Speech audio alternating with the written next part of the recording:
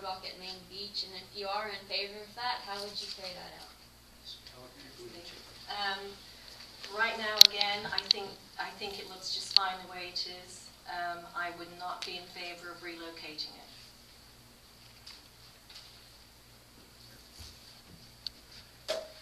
Local people, one of our local yokels pointed out the boardwalk to me is of an incredible value to her. Some older people have trouble walking on the beach, and they really enjoy walking along the waterfront. It was a real positive. When I first walked the boardwalk, I thought, well, there are no issues with this, except there are some issues, and they're serious issues. That boardwalk was built in the 80s. I believe it's almost 30 years old. And it's not the planks that are the problem, it's the support structure underneath. It's rotting. So they put nails in, the boards pop out. It is a major problem dealing with the sand coming up on the boardwalk. I think we've got a good alternative, move it back 15 feet. We've got liability issues that we need to deal with, so therefore I'm supporting moving forward with the boardwalk. That's the first I've heard about moving it back 15 feet. I don't support moving it. I think it needs to remain where it's at. My understanding was as FDEP came to us and told us we needed to move it back, we had enough citizen support that the commission at that point said, well, we're going to go to Florida Department of Environmental Protection and ask them if we can put it back where it is right now, and they gave us permission to do that. It is in disrepair. We just recently had a nor'easter blow through, and I was down there on the beach. I looked over one of the gazebos, and there was a piece of steel about 4 feet long that was flapping in the wind at eye level, and I went over and I tore it off and threw it in a trash can. We can't have anybody hurt out there, so it needs to be fixed, but it needs to stay where it is. Folks, we're going to spend $125,000 on a boardwalk when our kids, we had 32 kids last year that didn't play Little League ball because they had to go. We didn't have enough money to pay for clay and stuff to line the fields and clay to put on it. Now, we're going to spend $125,000 to move it back 15 feet. A boardwalk's supposed to be on the beach. That boardwalk's only guaranteed for 6 months. So we're going to put a brand new boardwalk in. We get a storm, it washes it away, and we're $125,000 in the hole. I mean, they haven't, the boardwalk they have out there, they've not even bothered to go out there and repair it. They just look at it and go, well, it's in bad shape, we can't repair it. I mean, you can repair it for the money they use for the design. So therefore, I don't want to move it, and I don't think we need to spend the money on that at this time. I like the boardwalk where it is, although I do feel that we need to be maintaining it. Things don't need to rot. I've been in the forestry business for 37 years, and wood does rot over time. You just have to maintain it better. Get a good treating on it, get a good fasteners, and having a proper maintenance program. You don't have to buy new stuff all the time. Wood lasts forever. Look at our historic downtown. Properly maintained, it'll be a good place to be. Moving it back 10 or 15 feet, I don't think I agree with that either, because the boardwalk's meant to be on the beach and close to the beach. People like that. So let's just maintain it. Let's take care of it. Mr. Malloy, your question for Mayor Steger. While we're talking about the boardwalk, let's continue the question in regard to the beaches. Beaches remain Fernandina's #1 attraction as far as tourists, the reason they come here. How important is it in the budget planning process to maintain funding for the 50-year commitment agreement the city has with U.S. Army Corps of Engineers? And shouldn't it have been on the list of priorities developed in the city's strategic planning session earlier this year? First of all, the strategic plan was focused on the downtown area. We had set a goal for a 5-year plan for this historic downtown area. We need to move to have a strategic plan for the whole city as well, and we will do that. The beach renourishment is incredibly important. It was a bold move by a previous commission to commit to this, because our city cannot afford a lot of money to pay for beach renourishment. We need support from the county, we need support from the state. Those are important things. The beach is incredibly important to us.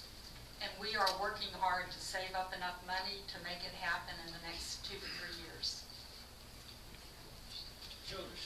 Yes, that was the primary reason I supported the 6.5% tax increase we just had, so that we would begin saving that money now as opposed to being caught in 2013, 2014 for the full bill. We need to start working in that direction now. Now, there are some things coming up that we'll be able to fund our portion of it. The county will have to come on board and the state will have to come on board. That's one of the reasons I kept Mr. Buddy Jacobs on as a lobbyist, because of his relationships in Tallahassee. That beach project has moved up on the priority list with the state. Without his help, I doubt that would have happened. It's also moved up on the federal level as well. I'm confident we're going to get that money. But if we don't commit to it and we back out, you can bet the state isn't going to. If they're going to back out, the feds will back out. They're on the hook for 85% of an estimated $16 million project. So if we renege, they're going to certainly walk away with their hands. I believe it should have been funded originally, but it wasn't. Folks, every year in June we have hurricane season start. Only takes one hurricane. We haven't had them lately, but it only takes one to come in. We should fund this and make sure there's money available, because a hurricane can come anytime and wash the beaches away. And that's what I think on that. Beaches are the number one reason that people come to this island. Tourism is incredibly important. We need to consider that in our strategic plan for the city as a high priority, if not the highest priority. And it needs to be under discussion every year in the budget process. Furthermore, it needs to be funded. There's plenty of money in reserve in this $94 million budget that this city has, over and above the necessary minimum reserve.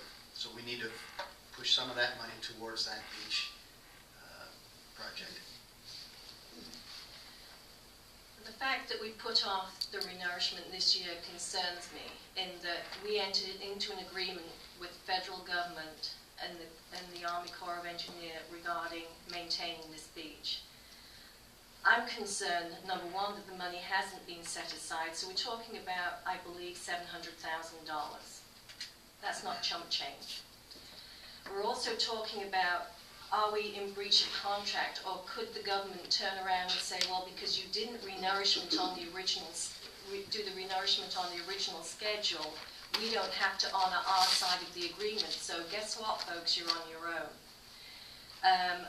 I realized that a study was done and that it was understood that the beach was okay the way it was. That was before we had some storms. Again, I'm concerned that we may have been in breach of contract there, and down the road this could cost us millions. 16 million, or at least 2.2 million, as far as nobody else being on board with that. Mr. Thomas? Many of my fellow graduates in 2012 will have to find jobs outside of Fernandina Beach. What role, in your opinion, should the city play in creating more job opportunities for my fellow classmates and me? Is it me? If you're going off to college, you're gonna be destined for a different type of job than is currently available in Fernandina Beach. Right now, we're primarily service oriented for the young people. We need to start looking for technology jobs.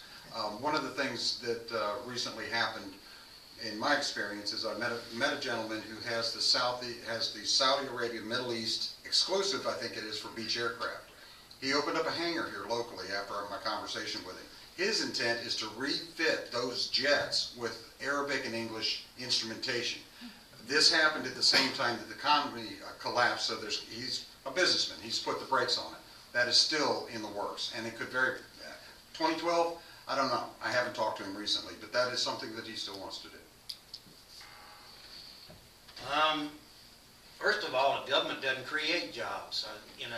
What the government here, or the city of Fernandina, needs to do is get out of the business people's way here, reduce some of these impact fees, reduce other fees and things like that, let them recoup some of their money, keep some of their money, and let them reinvest it into their businesses, and they'll be able to hire you younger people. I couldn't agree more. The job of government, the job of this city government is not to create jobs. It is to create an atmosphere in which business can proliferate. We have the tourism business and we have the mills. And after that, you've got to start looking. After working for Rainier for as long as I did, there are management jobs at this plant, but for the most part, it's labor intensive and it's hourly work. It's the same at the other plant at Rock 10. The tourism business doesn't create jobs for university graduates, down below about 10% of it. We need to make it attractive for people to come here and create the atmosphere by lowering impact fees, lowering franchise fees. But as far as creating jobs, the government shouldn't be in that business. I'm going to say that also, but I would like to give you a ray of hope here. Two of my sons have found jobs in the area. They are both college graduates. One of them happens to work right here on the island, and the other one works for Fidelity Investments in Jacksonville. So they've been fortunate, even though it is a tough environment at the moment, and I understand you can